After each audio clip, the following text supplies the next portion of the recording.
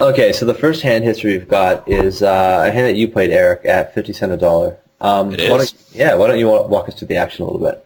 Okay, well, basically, it folds around into a blind versus blind situation, and I have pocket fours against a pretty, I guess, standard full ring regular. Yeah. Looks like he's got pretty standard stats, a little bit passive.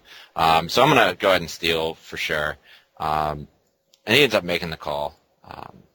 And the flop comes off pretty much horribly for pocket fours.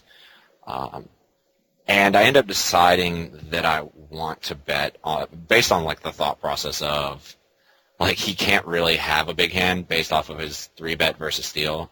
And his 3-bet versus steal you can see is 16%. So I assume like he's going to be 3-betting basically every big ace, king, queen, ace, king, ace, queen, and like maybe flatting 10-jack. But I think really like the only monster he can have in this hand is 10-jack. So I think I represent a much wider range than he does. Yeah. Well, the first thing I'd say is I guess it depends on how polarized he is to see what hands he'd be 3-betting with pre-flop. So, I mean, you know as well as I do. Like, if he's 3-betting 16%, that could be like a 70-30 ratio of like bluffs to value hands. Sure. So, where he flats a hand like king queen, but 3-bets king 8 instead, or something like that. I think that's fair. But I think that still just leaves 2 combinations of hands he could really have, though. That you would consider to be very, very strong. No, that could handle 3 streets, in my opinion. Yeah, sure, and I'm inclined to agree with that, I guess. So the first thing I'd say about this texture is it's one of those boards where if you bet and you get called, he's very, very unlikely to have some type of like pure air hand on this board. Like most people don't float you with 7-8 high here, but they will call every single time they hit a pair. And probably every time they flop like a gut shot or something too, but definitely every time they flop a pair. So like if you bet on and get called on this board, you're now trying to move them off of like a decent 1-pair hand and not like, third pair or some random float. You know what I mean? Yeah, I think like my plan here is definitely like barrel full steam ahead. I just think I think that like betting once here would be an example of just like a terrible situation. Yeah, I think even for what it's worth, betting twice on this texture is like almost close to being a little dangerous as well. And the reason is that it's blind versus blind on ace, king, queen, rainbow. If you bet this flop and get called, we've kind of established that he's almost always going to have like a 1-pair hand. Sometimes he might have some type of a gut shot, but it'll usually be like a 1-pair hand. Yeah, it'll usually be like ace-9 suited or like something along those lines. King 10. King 9 suited. Yeah, queen 10 or queen jack are excellent examples as well. But basically, so those hands will always call the flop, and most of them will also call the turn. Since you said he's kind of like a confident regular, it's blind versus blind. You're a regular. He probably knows that you're, like a video producer with CardRunners, et cetera, et cetera. He expects you to be all aggro. So you're very likely to get peeled for 2 streets here, especially when you factor in things like you said, where he could have a hand like queen 10 on this board, where, yeah, queen is like bottom pair, but it's still a decent pair, and he has, the gut shot and everything to go with it. And so he's just going to be very unlikely to fold those hands to 2 bets, I think. Sure. So, I mean, you can c-bet this flop if he's the type of guy that's just going to go away pretty easy. You bet this flop and he just folds every time he whiffs it and you just take it down. That's fine. But most of the time, if I'm planning on following through on later streets here, I'm probably going to have, I feel like you almost have to bet 3 streets against most of these guys because they, like I said, they're going to peel the flop with their king 9 and they'll probably call the turn again as well. Okay, I think it is worthy to note that for whatever sample of hands I have him on, I have him folding to 75%, 3 out of 4 turn c-bet, so I think he's probably going to hold on. Yeah, I mean, I guess once for those. But I agree, barreling 3 times is going to be just very, very much necessary to represent like the hand I want to. So I end up betting, get called. At this point, pretty much total blank comes off on the turn. And I think at this point it's probably worthy to note that 4s is not a good hand to barrel here as far as like actual value is concerned. As far as like turning things and rivering things. The amount of equity that it has, sure. So yeah, we spoke earlier about different hands that you could be barreling with, right? And absolutely. We took examples of, let's say, the 5-6 of hearts in that one hand where you could turn a straight or a flush draw. Well, perhaps, for the reason that we talked about, maybe it is still fine to continuation bet with pocket fours on ace, king, queen. I don't know. I mean, maybe his flatting range hits this board a lot, so maybe betting with fours isn't the best bet ever. But when it comes to deciding when you need to follow through on the turn in the river with a bluff, you should usually let the amount of equity that you have on the turn dictate something like that. So you mentioned that, assuming, bricks run off on the turn in the river, that you're planning on firing 3 streets, which I don't know who the villain is. I don't know how he perceives you. That could be good. It could be bad. I think in a game like this, it's usually probably an okay idea because, they will call 2 bets with king 9 and fold to your river bet. Hell, I bet a lot of guys call 2 bets with ace 10 here and fold to a river bet. So I imagine you can get them off some pretty reasonable, some reasonably strong hands here by betting multiple streets, right?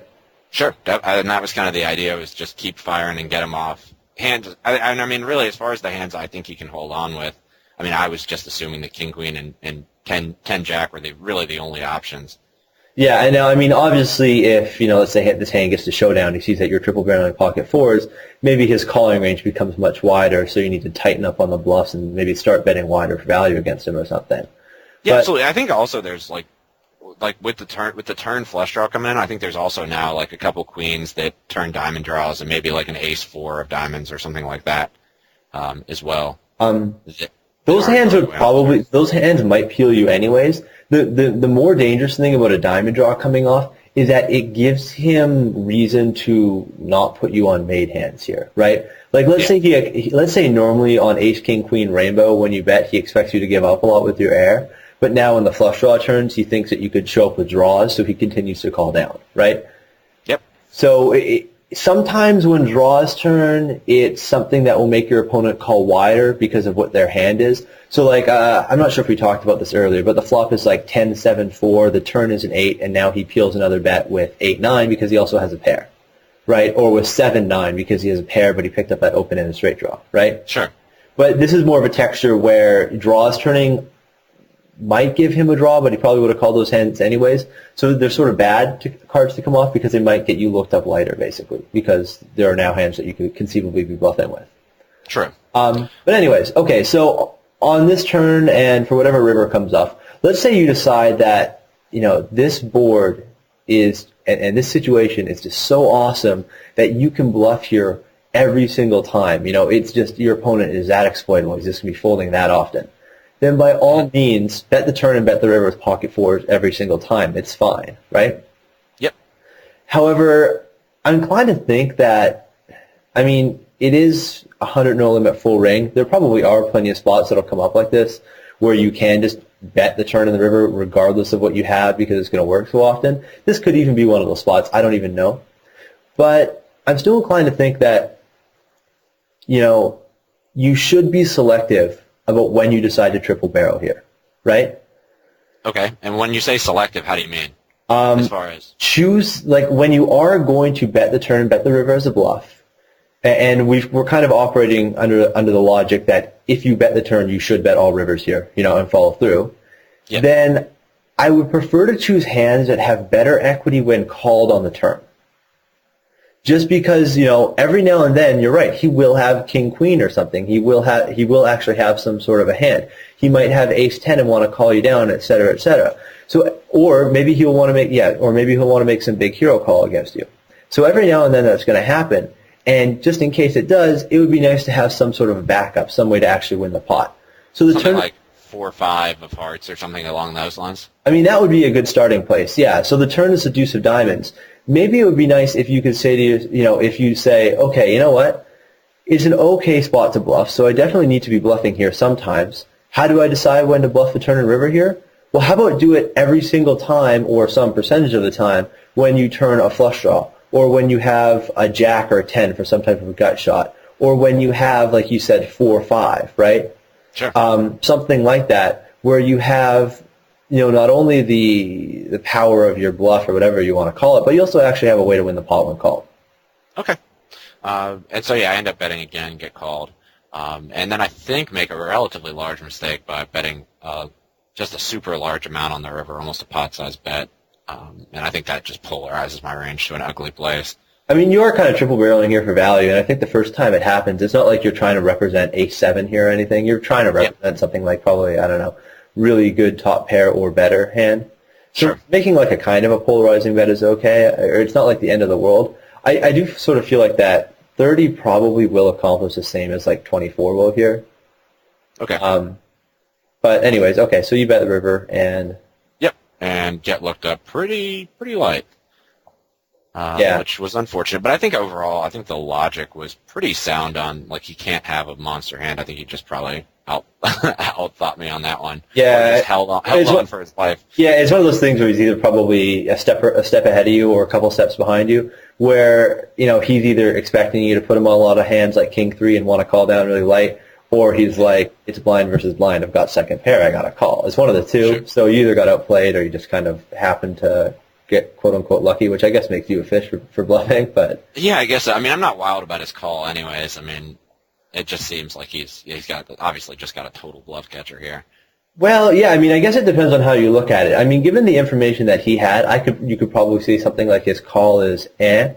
However, you know, given like all the complete information that we have, I mean, you did follow through on the turn with fours. You followed through on the turn and with pocket fours, which are pretty darn close to the worst possible hand equity-wise that you could ever bluff with here, right? Sure. So if you're going to bluff with pocket fours, which if you look at like the distribution of hands you can be bluffing with, that's the worst possible hand. Well, then, if, you know, we're going to be logically consistent, then you're bluffing here every single time, right? So of course he should call you down with King 3.